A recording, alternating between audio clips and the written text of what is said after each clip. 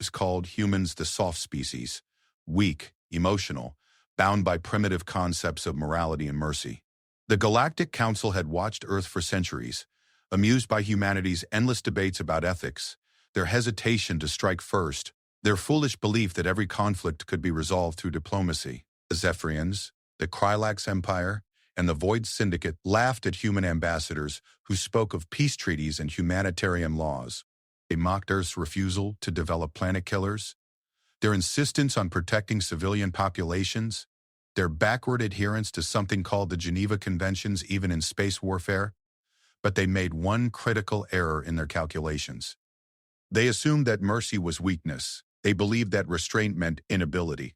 They thought that because humans chose not to become monsters, it meant they couldn't become monsters when necessary. When the first human colony world of New Eden was glassed from orbit, its population of 12 million civilians vaporized in minutes. The alien races expected Earth to do what it always did: condemn the action, call for sanctions, plead with the Galactic Council for justice. Bent in the human species, something that had been sleeping since the last time their very existence was threatened. Something that had once turned apex predators into hunting companions, that had conquered every environment on their homeworld, that had looked at the vast emptiness of space and decided it wasn't vast enough. The galaxy was about to learn why evolution had gifted humans with forward-facing eyes, why their hands were designed to grip weapons, and why their minds were capable of imagining horrors that even the most violent alien species had never conceived. We're about to discover that there's a vast difference between choosing not to be a monster and being incapable of monstrosity. Earth's response would be swift, surgical, and absolutely terrifying. Because when humanity finally stopped playing by everyone else's rules and started playing by their own, the universe would remember why Earth's apex predators had once ruled their planet through fear. The soft species was about to show the galaxy what true monsters looked like when they decided to stop pretending to be civilized. Presley in Earth's Defense Command Center, watching the final moments of New Eden Colony replay for the 100th time. The peaceful agricultural world had been home to 12 million souls. Farmers, teachers, children playing in fields of modified wheat that grew under an alien sun. Now it was nothing but cooling glass and radioactive ash. The attack had lasted exactly 17 minutes. Zephyrian dreadnoughts had dropped out of hyperspace in perfect formation, their massive energy cannons already charging. No warning, no demands, no attempt at communication. They had simply begun the systematic extermination of every living thing on the planet's surface. "Play it again," Chen commanded, her voice steady despite the rage burning in her chest. "Admiral, you've watched this recording," began Commander Williams, her aide. Backed PlayStation. Again, the hologram flickered and reset. New Eden hung in space like a blue-green jewel, its surface dotted with the lights of human settlements. Then came the ships, sleek predatory vessels that emerged from the void like sharks sensing blood. The first energy blast struck the planet's largest city, and 12 million people became statistics in an alien war game. Chen's fingers tightened on the railing. For 200 years, humanity had played by the galaxy's rules. They had joined the Galactic Council, signed trade agreements, contributed to peacekeeping forces. They had swallowed insults about being a young species and evolutionary newcomers. They had accepted restrictions on their military technology and agreed to arbitration for every territorial dispute. And this was how the galaxy repaid their restraint. "Status report on the fleet," she ordered. Commander Williams consulted his datapad. "Grave status, Admiral.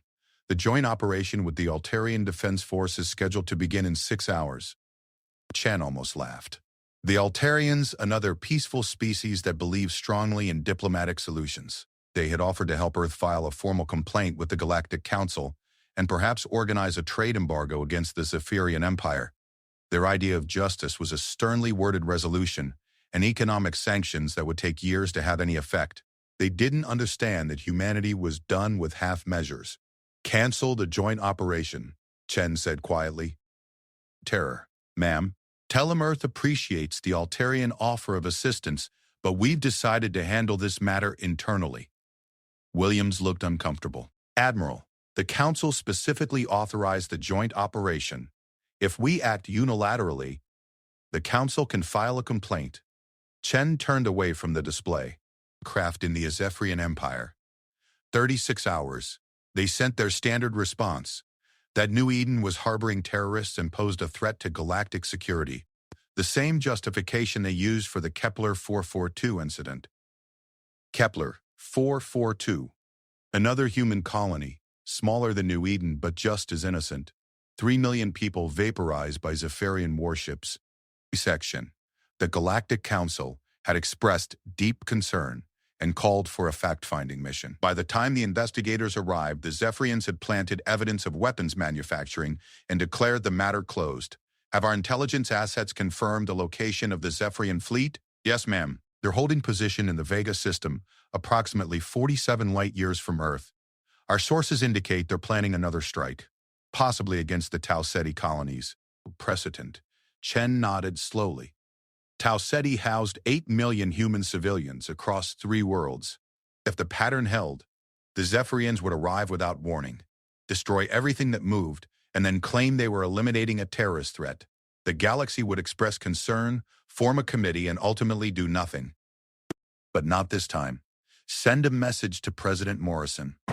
Tell him I'm invoking Emergency Protocol 7. Williams went pale.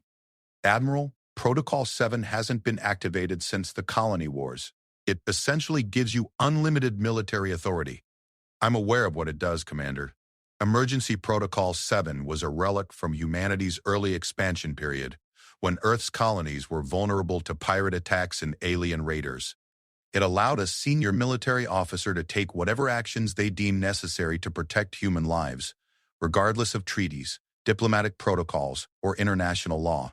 It had been used only 3 times in human history, and never against a species that belonged to the Galactic Council. The President will need to approve. The President will approve it. Chen's voice carried absolute certainty. Play the New Eden recording for him if he has any doubts. Show him what happens to children when their schools are vaporized from orbit. She walked to the communication console and activated the emergency command channel. Within minutes, President Morrison's face appeared on the screen. His expression was grim, aged by the weight of 12 million deaths. Sarah, he said without preamble, tell me you have a plan. I do, sir, but it requires your authorization for Protocol 7. Morrison was quiet for a long moment. In the background, Chen could hear the muffled sounds of emergency sessions in Congress, the urgent voices of advisors and military officials. The weight of human civilization rested on the decisions made in the next few hours. The Altarians are offering a joint peacekeeping mission, Morrison said finally. Admiral Vextai believes we can pressure the Zephyrians into accepting arbitration. With respect, Mr. President, arbitration didn't save New Eden. It didn't save Kepler 442. And it won't save Tau Ceti when the Zephyrians arrive there next week. What are you proposing? Chen straightened. Total war, sir. Not the limited engagement the Council authorized. Not a peacekeeping mission with alien observers and restrictive rules of engagement. Real war. Fought the way humans fight when their backs are against the wall. Morrison's eyes narrowed. Explain. The Zephyrians chose to target civilians. They chose to ignore every convention of warfare that the galaxy claims to respect. They want to play by the rules of Extinction? Then we'll show them how that game really works. Sarah, if we abandon the Council protocols are what got 12 million of our people killed. Chen leaned forward. Sir, the galaxy sees us as the soft species. They think our reluctance to commit atrocities makes us weak. They've mistaken our choice to be civilized for an inability to be otherwise. The recording still playing silently on the main display. The Zephyrians just declared war on our entire species. Not our military, our species. Our children, our elderly, our civilians. They've decided that human existence is incompatible with their imperial ambitions. Morrison studied her face. And your response? We accept their terms. If they want to determine which species survives, then we'll give them exactly what they asked for. But we'll fight it as humans, not as members of the Galactic Council. This diplomatic consequences will be irrelevant if we're all dead. Chen's voice hardened. Mr. President, in the last 60 days, the Zephyrian Empire has murdered 15 million human civilians. They're preparing to kill 8 million more. At what point do we stop worrying about diplomatic consequences and start worrying about extinction? The president was silent for nearly a full minute. Chen could see the calculation in his eyes. The political cost of authorizing unrestricted warfare versus the cost of watching human colonies burn one by one until Earth itself came under attack. Protocol 7 is activated, Morrison said finally. God help us all. The connection ended and Chen turned back to her staff. The bridge had gone completely quiet. Every officer present understood what had just happened. For the first time in 2 centuries, humanity was going to war without restrictions, without alien oversight, and without mercy. Commander Williams, send an encrypted message to Admiral Harrison with the Outer Rim Fleet. Tell him to begin Operation Prometheus immediately. Ma'am, Operation Prometheus is theoretical. We've never actually tested. Then it's time to find out if our theories work. Chen moved to the tactical display where red markers indicated the positions of Zephyrian ships throughout their empire. Also send word to the research station at Europa. Tell Dr. Vance his project just received unlimited funding and complete authorization. Williams swallowed hard. Dr. Vance's project was officially classified as theoretical xenobiology research, attempt to develop biological weapons, specifically designed to target alien physiologies.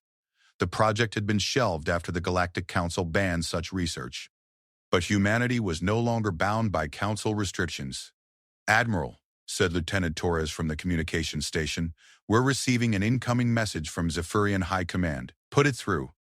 The alien was tall and lean, with iridescent scales and predatory yellow eyes. Its mouth curved in what humans had learned to recognize as the Zephyrian equivalent of a smile. Human Admiral, the creature said in heavily accented standard.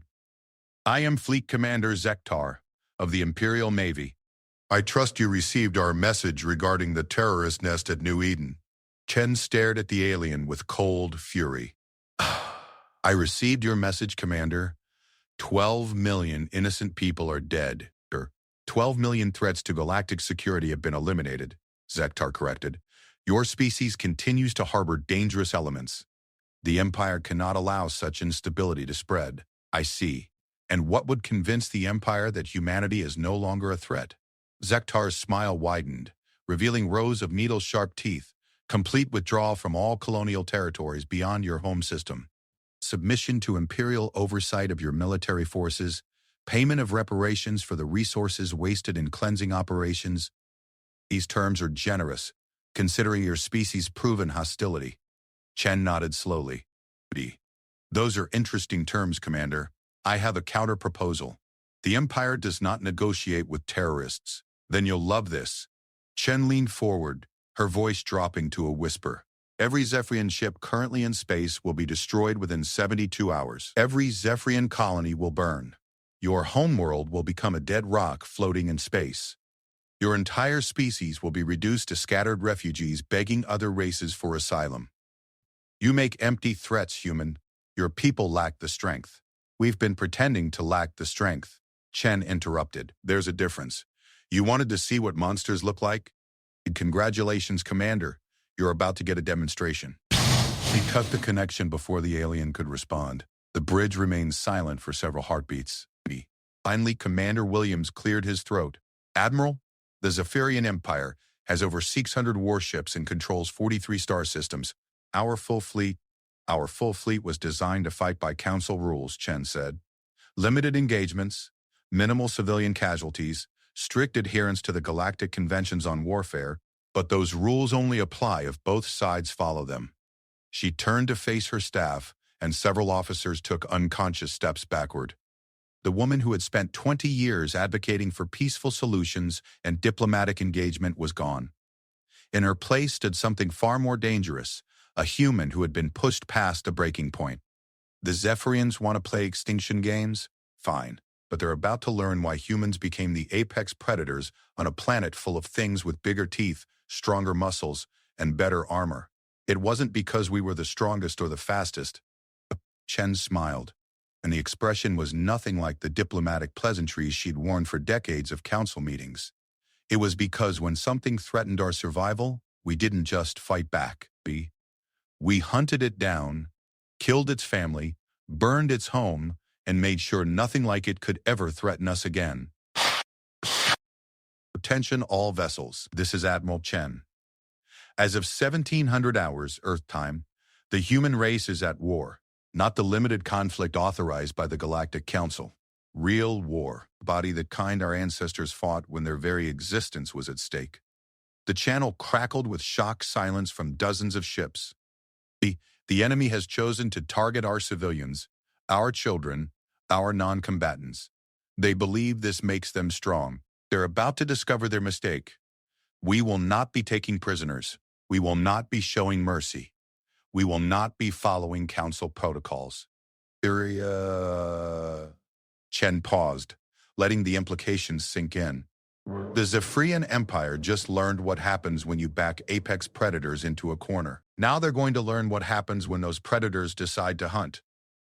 Kristen Marcus Rivera stood in the cargo bay of the stealth ship Prometheus, watching his team conduct final equipment checks. Around him, 50 of humanity's most dangerous soldiers prepared for a mission that would have been unthinkable just 72 hours ago. These weren't regular military personnel. They were specialists recruited from Earth's most classified programs, men and women who had been trained for scenarios that officially didn't exist. The ship itself was a marvel of human engineering that the Galactic Council had never suspected existed. While Earth's public fleet consisted of traditional warships designed to Council specifications, humanity's black projects have been developing very different technologies, stealth systems that could fool any known sensor array. Imperative.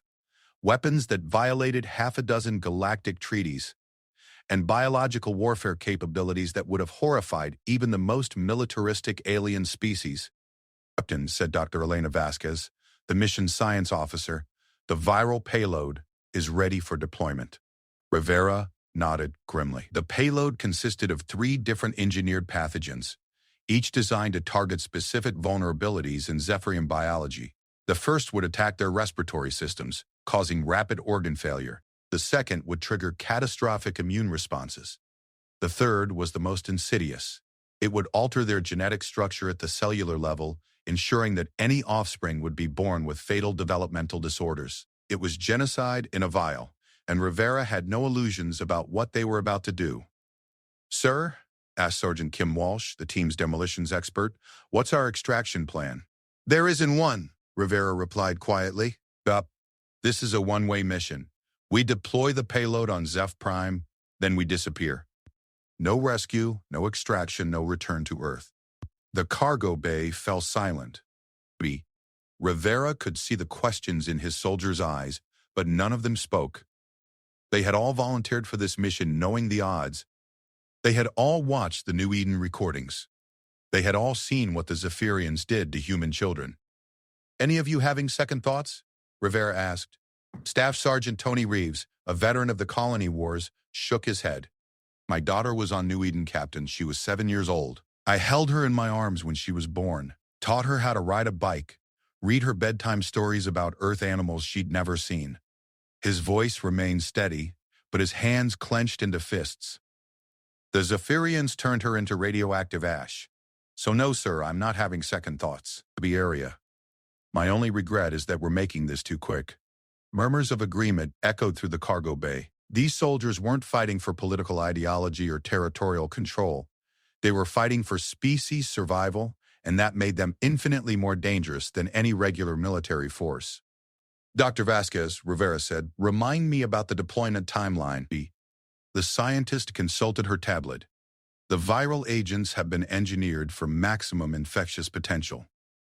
Initial symptoms appear within 6 hours, but the infected remain contagious for 72 hours before the first fatalities occur. By the time they realize what's happening, roughly 60% of the planet's population will already be infected." "And the genetic component? That's the elegant part," Vasquez said with clinical detachment. "The genetic alterations don't manifest until the second generation. Any Zephyrians who survive the initial plague will produce offspring with fatal birth defects. Their species will slowly go extinct even if they develop treatments for the primary infection. Perfect. Rivera studied the faces of his team. Not one of them showed any sign of moral conflict about what they were planning. 72 hours ago, these same people would have been horrified by the idea of biological warfare against civilians. But watching an entire human colony get exterminated had a way of changing perspectives. "Sir," said Lieutenant Commander Sarah Park, the ship's pilot, "we're approaching the edge of Zephyrian space. Long-range sensors show their patrol routes exactly as intelligence predicted." Rivera moved to the bridge, where holographic displays showed the tactical situation around Zeph Prime. The planet was heavily defended by orbital platforms and patrol fleets, but its defenses were designed to stop conventional attacks. The Zephyrians had never encountered human stealth technology or biological warfare. "Take us in," he ordered.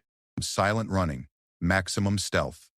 The Prometheus slipped through Zephyrian defenses like a ghost.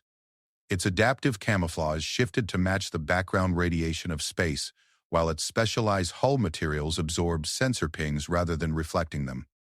To any watching alien, the ship was completely invisible. As they approached Zeph Prime, Rivera studied the planet through the ship's observation deck.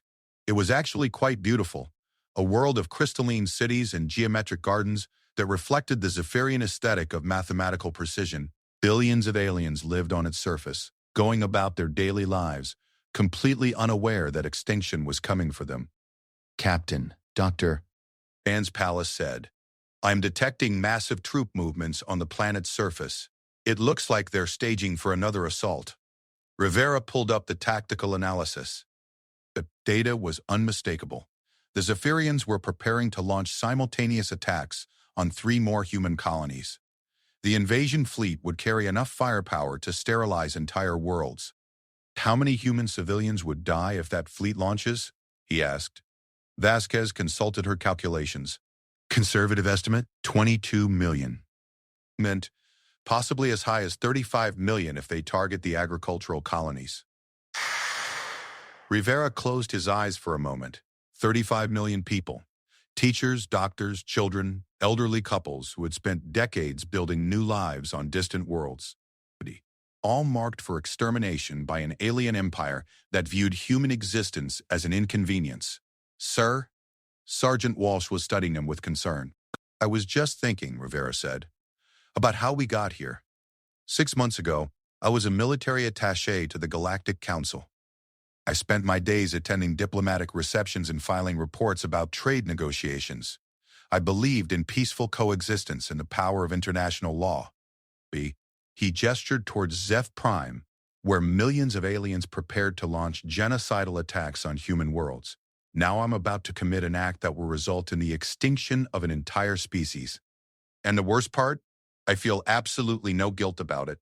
"Barrier, sir," said Dr. Buck. Vasquez, "If it helps, the biological models suggest that Zephyrian society is fundamentally incapable of coexistence with other species. Their neurological structure makes them view other sentient beings as either resources to be exploited or threats to be eliminated." Asks, "This isn't a cultural difference we can resolve through diplomacy." Xenobiologists had been studying Zephyrian psychology for decades, trying to understand why the species was so aggressively expansionist. The conclusion had been disturbing. Zephyrians literally couldn't conceive of other species as equals. Their brains were hardwired for conquest and domination. "Beginning deployment sequence," announced Lieutenant Park. "We're at optimal altitude for atmospheric dispersal." Rivera watched as the cargo bay opened to reveal the planet below. The viral canisters were small, innocuous-looking devices that would dissolve completely in the atmosphere. Within hours, every major population center on Zeph Prime would be contaminated. "Dr. Vasquez, final status check you. All systems green, Captain. The payload is configured for maximum dispersal and infectivity. Genetic targeting is locked onto Zephyrian DNA markers. The virus will be harmless to any other species." That was important. Zeph Prime hosted several alien embassies and trading posts. Virus would sweep through Zephyrian populations while leaving other species completely unaffected. When the plague ended, the surviving aliens would have a very clear message about what happened to species that genocided humans. "Deploy the package," Rivera ordered. The canisters dropped silently toward the planet's surface. There was no dramatic explosion, no visible sign of what was happening. The weapons dissolved in the upper atmosphere, dispersing their deadly cargo on winds that would carry death to every corner of the world. Package deployed successfully, Dr. Vasquez reported. Dispersal patterns are optimal. We should see first infection clusters within 8 to 12 hours. Rivera activated the ship's communication system and opened a channel to Earth. Admiral Chen's face appeared on the screen, her expression grim but determined. Captain Rivera, report. Mission accomplished, Admiral. The package has been delivered. Understood. Understood. What's your status? We're beginning the second phase of the operation. Intelligence indicates that the Zephyrian High Command is currently meeting on their moon base to finalize invasion plans. We're going to pay them a visit. Negative, Captain. That wasn't part of your mission parameters. Rivera smiled coldly. Admiral, with respect, my mission parameters changed when I saw the casualty projections for their next offensive. 35 million human civilians are marked for extinction. I'm not going home while there's still something I can do about it. Captain, the biological weapon will take time to spread. The Zephyrian leadership will survive long enough to launch their attacks. The project doesn't fit. Not if they're all dead in the next 6 hours. Chen was quiet for a moment. What do you need? Complete information on the moon-based defenses and a direct communication channel to their high command. Why the communication channel? Because before I kill them, I want them to understand exactly what they brought down on themselves. I want them to know that their entire species is going extinct because they decided to murder human children. Admiral Chen's expression hardened. Granted. The intelligence package is being transmitted now. Urge. Godspeed, Captain. The connection ended and Rivera turned back to his team. They had all heard the conversation, and he could see the grim satisfaction in their faces. The mission wasn't over yet, asked Sergeant Walsh. How do we penetrate a military moon base? Rivera pulled up the intelligence files that Earth Command was transmitting. The Zephyrian leadership was meeting in a heavily fortified facility beneath the lunar surface, protected by energy shields and automated defense systems. We don't penetrate it, he said. We walk in the front door. Lieutenant Park looked confused. Sir. The Zephyrians captured several human military vessels during the New Eden attack. One of them was a diplomatic courier ship that had been delivering trade agreements to the colony government. Rivera highlighted the relevant intelligence. That ship is currently in a Zephyrian military facility being studied for technology. Understanding dawned on Dr. Vasquez's face. We steal it back. Exactly. Then we use it to request an emergency meeting with the High Command. Tell them we're a human delegation surrendering on behalf of Earth. Sergeant Reeves grinned. They'll want to make a big show of accepting our surrender, demonstrate their superiority to their own people. And while they're gloating, Rivera concluded, we'll be close enough to detonate an antimatter charge that will crack their moon like an egg. The plan was insane, but it might actually work. The Zephyrians were arrogant enough to believe that defeated humans would come crawling for mercy. They would never suspect that the delegation was actually a suicide squad carrying enough explosive power to vaporize their entire leadership. Sir, Dr. Vasquez said quietly, there's something else we should consider. The Zephyrian leadership includes their empress and the genetic progenitors for their next generation. If we eliminate them during their reproductive cycle, we'll be preventing the birth of roughly 400 million Zephyrians. Dance without flinching. Without flinching. 400 million aliens who would never be born because their species had chosen to commit genocide against humanity. How long do we have before the plague reaches critical mass on the planet, he asked. 72 hours for complete species saturation. But the leadership on the moon base will remain isolated. They could potentially survive and rebuild their civilization. Not if they're all dead. Rivera turned to his team. Final equipment check. We're going to end this war in the next 6 hours. As his soldiers prepared for what would almost certainly be their final mission, Rivera looked one last time at Zeph Prime through the observation deck. The planet looked peaceful from space, showing no sign of the viral apocalypse that was beginning to spread through its population centers. By tomorrow, billions of Zephyrians would start showing the first symptoms. Within a week, their entire civilization would be gone. It would be the most complete military victory in human history, and the galaxy would learn that when humans said never again, they meant it literally. Admiral Harrison stood on the bridge of the dreadnought Retribution, watching as his fleet prepared to emerge from hyperspace directly into the heart of Zephyrian territory. Around him, the largest military force humanity had ever assembled waited for his command. 200 ships, each carrying weapons that violated every treaty the Galactic Council had ever signed. "Sir," reported Commander Jackson from the tactical station, "all ships report ready for Operation Prometheus. Stealth systems are active, weapon systems are charged." Harrison nodded. Operation Prometheus was the largest component of humanity's response to the New Eden massacre. While Captain Rivera's team dealt with the Zephyrian leadership in Homeworld, Harrison's fleet would simultaneously strike 43 targets across the Zephyrian Empire. Every military installation, every shipyard, every orbital platform would be destroyed within a 6-hour window. But Harrison's mission went beyond simple military targets. The status on the civilian evacuation broadcasts, he asked, "All frequencies are prepared, sir," protecting surrender terms in 17 different alien languages. The surrender terms were a lie, of course. Harrison had no intention of accepting Zephyrian surrender, but the broadcasts would serve two purposes. They would draw civilian populations into urban centers, where they would be easier targets, and they would demonstrate to the rest of the galaxy that humanity had offered mercy before delivering extinction. "Sir," said Lieutenant Torres from Communications, "we're receiving updates from the intelligence networks throughout Zephyrian space. It looks like they're completely unprepared for a coordinated assault." Harrison reviewed the intelligence reports. The Zephyrians had grown complacent during their centuries of expansion, but decent. Their military was designed for attacking weaker species, not defending against an enemy capable of striking back effectively.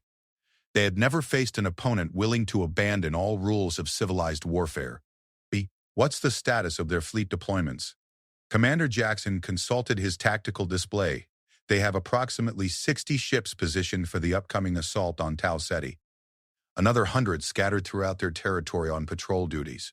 The remainder are in dock for maintenance and resupply." "Perfect. They've divided their forces and given us the initiative." Harrison activated the fleet communication channel. "Attention all vessels. In 30 seconds we will emerge from hyperspace and begin the systematic destruction of the Zephyrian Empire." For 2 centuries, humanity has followed the rules of civilized warfare. We have respected alien sovereignty, protected civilian populations, and sought diplomatic solutions to every conflict. In return, the Zephyrians have murdered 15 million of our people and are preparing to kill 35 million more. The cross-hardened. Today we abandon civilization. Today, we show the galaxy what happens when apex predators decide to hunt. All ships, prepare for hyperspace emergence. B is perfect synchronization, appearing simultaneously at targets throughout Zephyrian space. Harrison's command group materialized directly above the Zephyrian military headquarters on Kepler. By 30 AP, the same planet where 3 million humans had died 6 months ago. "Sir," reported Lieutenant Torres, "enemy forces are scrambling to respond. They appear to be completely surprised by our presence." Through the bridge view screen, Harrison could see the sprawling military complex on the planet's surface. It was a massive installation housing the Empire's strategic command center, primary military academy, and largest weapons research facility. Over 500,000 Zephyrian military personnel worked at the facility. In 10 minutes, every one of them would be dead. "Deploy the atmospheric processors," Harrison ordered. The atmospheric processors were another piece of technology that the Galactic Council had never suspected humanity possessed. They were originally designed for terraforming operations, but the engineering team had discovered they could be modified for a very different purpose. Instead of making worlds habitable, they could make worlds completely uninhabitable. The devices dropped toward the planet's surface like metallic rain. Each processor was the size of a small building, containing enough exotic matter to alter the chemical composition of an entire planet's atmosphere. Within hours, the air itself would become toxic to Zephyrian life. "Sir," asked Commander Jackson, "what about the civilian population centers?" Harrison didn't hesitate. "All of them. Every city, every town, every agricultural settlement. This planet dies today. Jackson's hand trembled slightly as he entered the targeting commands. The man had served in the military for 20 years, fighting pirates and raiders who threatened human colonies. He had never been asked to commit genocide against an entire world. Sir, there are approximately 2 billion civilians on this planet. There were 3 million civilians on this planet when it was a human colony, Harrison replied coldly. Be calmed. But the Zephyrians didn't discriminate between military and civilian targets when they glassed our settlements. We're simply returning the favor. Processors reached the planet's surface and activated simultaneously. The effect was visible from orbit as the planet's natural blue-green atmosphere began shifting to a sickly yellow-brown. Zephyrian civilians would have approximately 6 hours to realize what was happening before their atmosphere became completely unbreathable. Sir, we're receiving distress calls from the planet's surface, reported Lieutenant Torres. They're requesting immediate evacuation assistance. Ignore them. How many ships have they managed to launch? Commander Jackson studied his displays. Approximately 20 vessels, all light cruisers. They're forming up for what appears to be a defensive formation. Harrison smiled grimly. 20 ships against his fleet of 200. The Zephyrians were brave, he had to give them credit for that. But bravery wouldn't save them. All ships, weapons free. Eliminate all enemy vessels. The battle was magnificently one-sided. Human weapons technology had advanced far beyond anything the Galactic Council had seen, incorporating theoretical physics that most alien species couldn't comprehend. Energy beams capable of punching through any known shield system, missiles that could track targets through multiple hyperspace jumps, point defense systems that could intercept incoming fire with 99% efficiency. The 20 Zephyrian ships lasted exactly 4 minutes. Sir, reported Commander Jackson, all enemy vessels destroyed. The orbital platforms are requesting permission to surrender.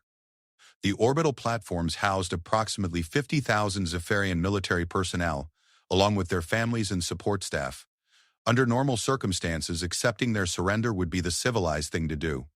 But humanity was no longer interested in being civilized.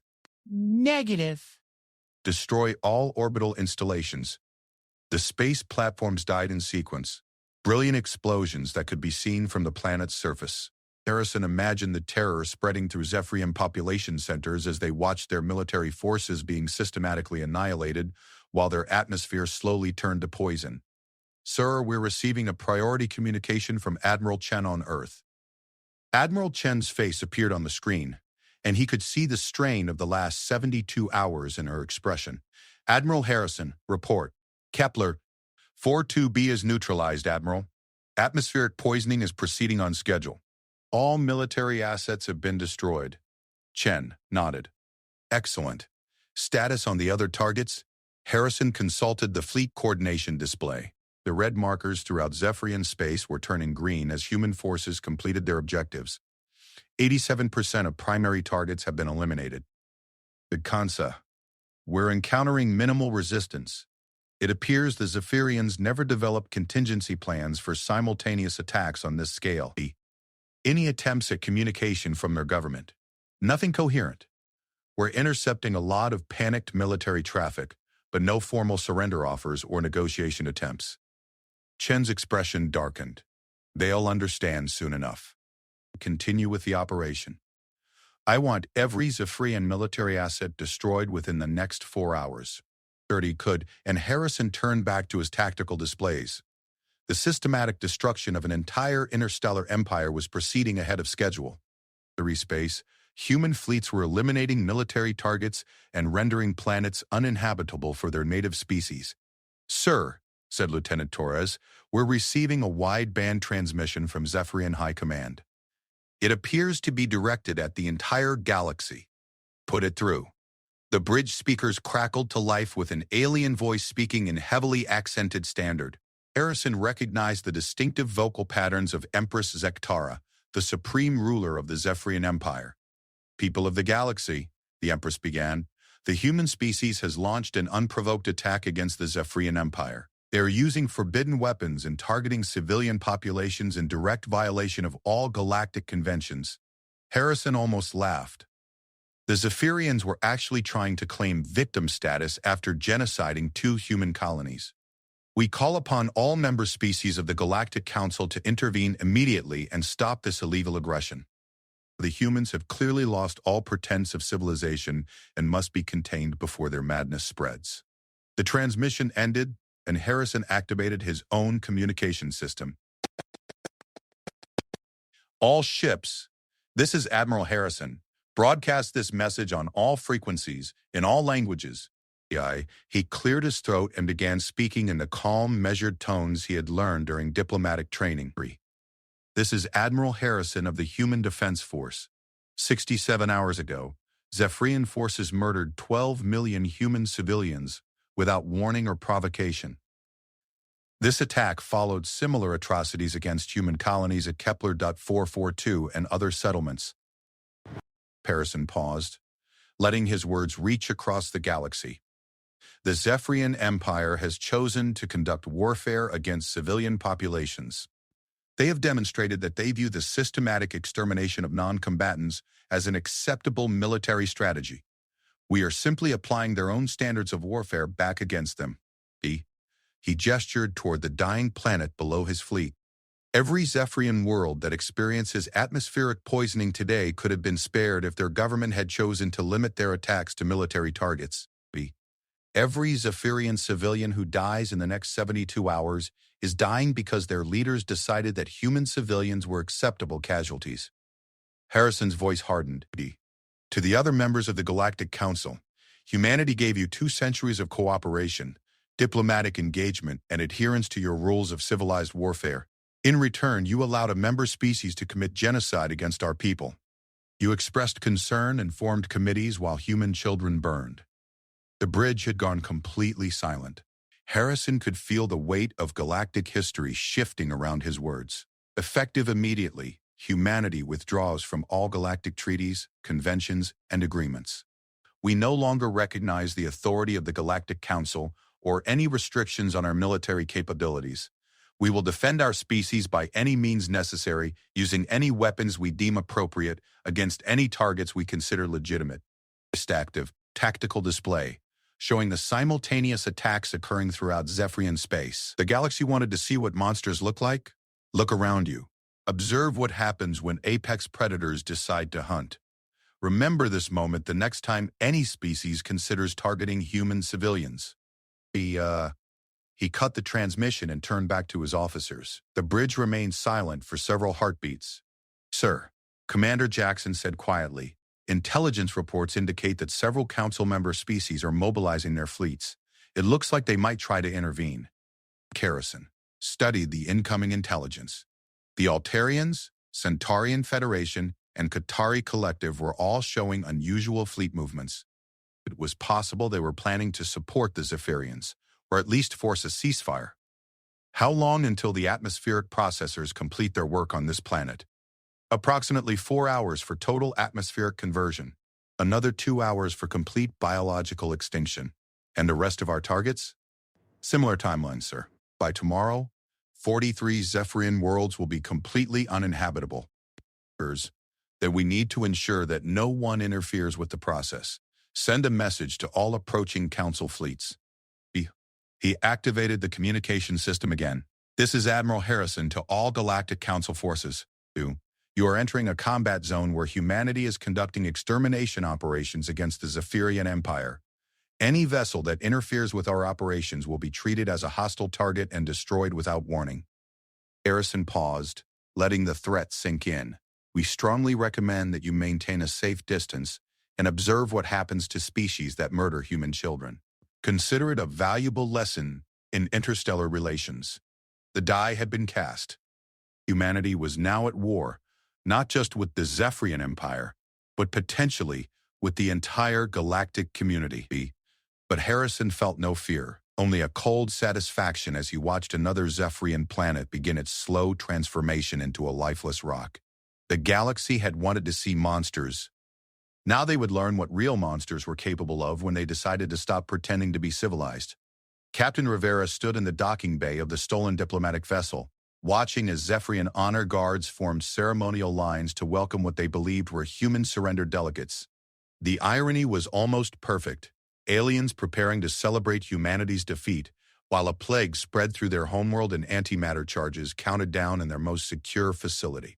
Through the ship's communication system, Rivera could hear the Zephyrian announcer describing the historic moment to billions of viewers across their empire. The great human threat was finally submitting to Zephyrian superiority. The galaxy would witness the formal capitulation of the species that had dared to challenge imperial authority. "Captain," whispered Dr. Royal Family. "Captain," Vasquez through his earpiece. "Biological monitoring indicates the plague has reached critical mass on Zeph Prime. Current infection rate is approaching 68% of the global population."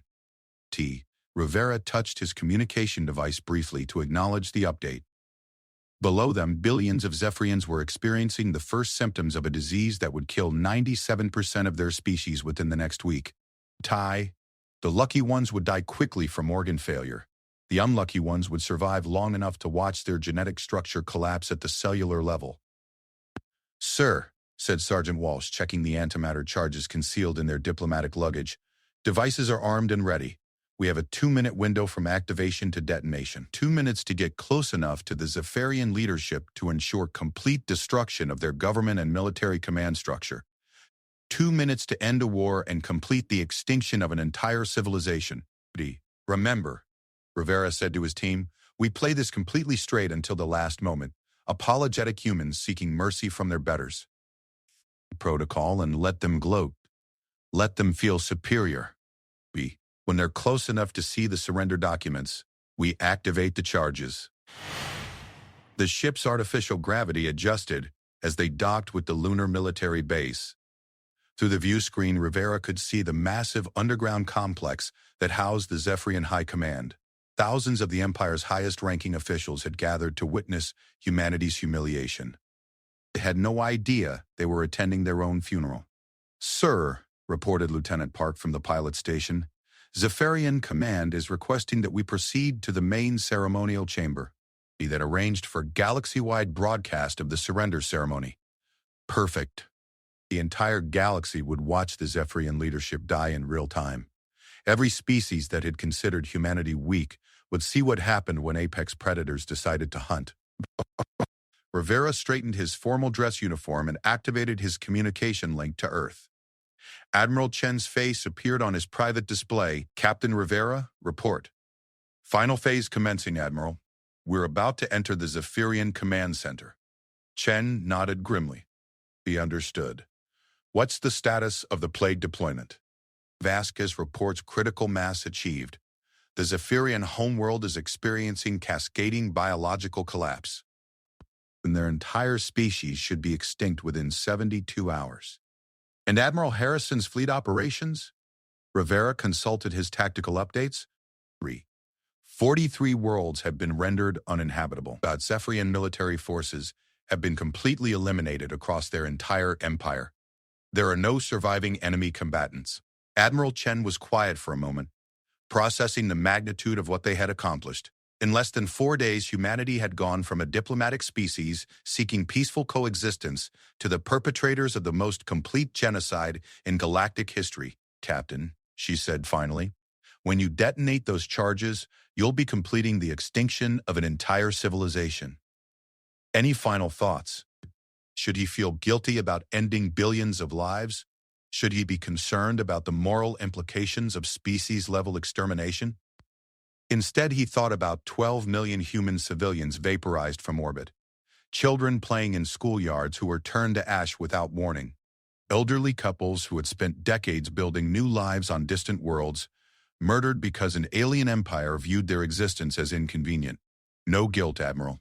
They chose extinction warfare when they targeted our civilians. We're simply fulfilling their request." The Chen nodded. "Good hunting, Captain." The communication ended as Zephyrian escorts arrived to guide them through the facility. Rivera studied the alien soldiers with professional interest. They were obviously elite units, larger than average Zephyrians, with ceremonial armor and energy weapons that appeared purely decorative. They had no idea that each human delegate was carrying enough explosive power to level a city block. "Honored humans," said the lead Zephyrian in heavily accented standard, "the Empress awaits your formal surrender. This is a glorious day for galactic peace." Rivera smiled politely. We're grateful for the Empress's mercy. Humanity recognizes the futility of resisting Zephyrian superiority. The words tasted like poison, but they had the desired effect. The alien escorts visibly relaxed, convinced that the dangerous humans had finally accepted their proper place in the galactic hierarchy. They moved through corridors lined with Zephyrian military personnel, all eager to witness the formal end of human resistance. Rivera counted at least 300 high-ranking officials in the immediate area, enough concentrated leadership to completely decapitate the Empire's command structure. "Sir," whispered Dr. Vasquez, "I'm detecting massive communication traffic throughout Zephyrian space. It appears they're broadcasting our arrival to every world in their empire. Excellent." The Brief 5 civilization would watch their leadership die. The psychological impact would be devastating for any survivors of the biological warfare campaign. Interviewer of Buckingham Palace. They entered the main ceremonial chamber, and Rivera had to admire the theatrical setup. The room was enormous, with tiers of seating arranged in concentric circles around a central dais. Hundreds of high-ranking Zephyrians filled the seats, while massive holographic displays broadcast the ceremony to audiences throughout their empire. At the center of it all sat Empress Zektara herself, a magnificent specimen of Zephyrian evolution. The sea was larger than the others, with scales that shifted color in the chamber's lighting and eyes that radiated predatory intelligence. This was the alien who had ordered the extermination of human colonies, who had viewed genocide as an acceptable tool of imperial policy. In 90 seconds, she would be vaporized along with everyone else in the facility. "Approach," commanded the Empress in a voice that echoed through the chamber's acoustic systems. Then, Rivera and his team walked slowly toward the central dais, playing their roles perfectly, defeated humans seeking mercy from their alien superiors. The assembled Zephyrians watched with obvious satisfaction as the species that had dared to resist imperial authority was finally brought to heel. "Humans," the Empress began, her voice carrying to every corner of the galaxy through the broadcast systems, "you have learned the price of defying the Zephyrian Empire. Your colonies have burned. Your military forces have been scattered. Your people cry out for mercy." Rivera nodded humbly. "Your Majesty, humanity acknowledges its mistakes. We humbly request your wisdom in determining our species' future." The Empress smiled, revealing rows of predatory teeth. "Wisdom? Very well. I shall be wise. Your species will be relocated to reservation worlds where you can live under proper supervision. Your military will be disbanded. Your technology will be surrendered to imperial authorities." She paused for dramatic effect. "In return, I grant you the privilege of continued existence under Zephyrian guidance. Consider this mercy beyond your species' worth." Rivera reached into his diplomatic case, ostensibly to retrieve surrender documents. Instead, his fingers found the activation controls for the antimatter charges. "Your Majesty," he said, his voice carrying throughout the chamber, "humanity has a different response to your generous offer." The countdown began. 90 seconds until detonation. "We've thought carefully about your terms," Rivera continued, still playing his diplomatic role while death ticked away in his luggage. "The relocation to reservation worlds, the disbanding of our military, the surrender of our technology, 80 seconds. And we've concluded that we have a counter-proposal that better serves both our species' interests." The Empress leaned forward, intrigued by what she assumed was a pathetic human attempt to negotiate better terms of surrender. 70 seconds, please," Rivera said, his voice growing stronger. "Allow me to share humanity's final diplomatic position." 60 seconds. Rivera dropped the pretense of submission and stood to his full height. Around him, his team assumed defensive positions as confused murmurs arose from the assembled Zephyrians. "Your Majesty," Rivera said in a voice that carried across the galaxy, "when you murdered 12 million human civilians at New Eden, you declared war on our entire species. When you targeted our children, our elderly, our non-combatants, you demonstrated that your empire views genocide as an acceptable tool of foreign policy." 40 seconds. Security forces were beginning to move, but they were too far away and too confused to react effectively. The humans had walked freely into the heart of Zephyrian power, and their escorts had no idea what was happening. "Your species chose extinction warfare against ours. We accept your terms." 30 seconds. The Empress finally understood that something was wrong. Guards, arrest these humans immediately. Rivera smiled coldly. Your Majesty, while you've been preparing to watch our surrender, my species has been busy implementing your preferred style of warfare. At this moment, a biological weapon is spreading through every population center on Zeph Prime. 97% of your species will be dead within the week. The chamber erupted in chaos as the implications hit home. Zephyrian officials were screaming into communication devices, trying to contact their homeworld. 10 seconds. 43 of your worlds have been rendered uninhabitable by atmospheric processors. Your entire military has been destroyed. Your empire no longer exists. Texas territory.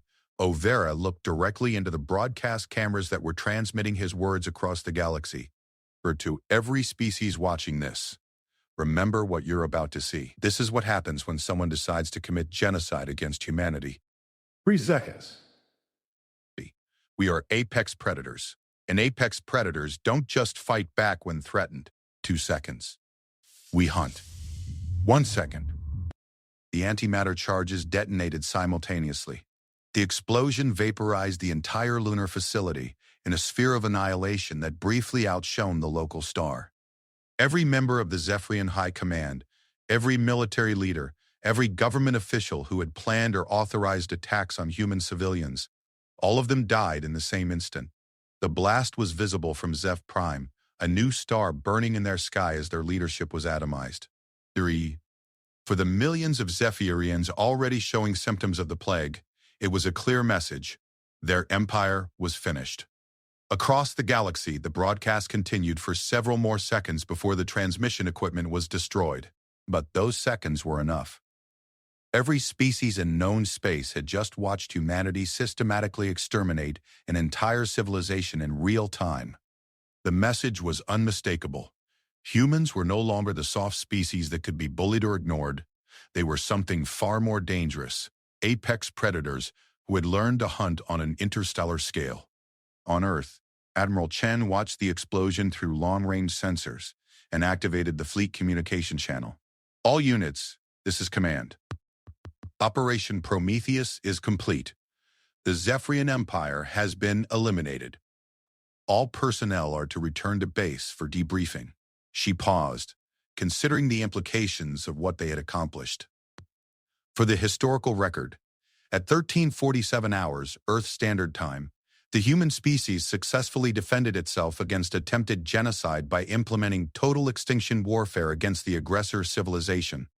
There are no surviving Zephyrian military units, government officials, or viable population centers. Shen looked out at the stars, where other alien civilizations were undoubtedly reconsidering their assessment of human capabilities.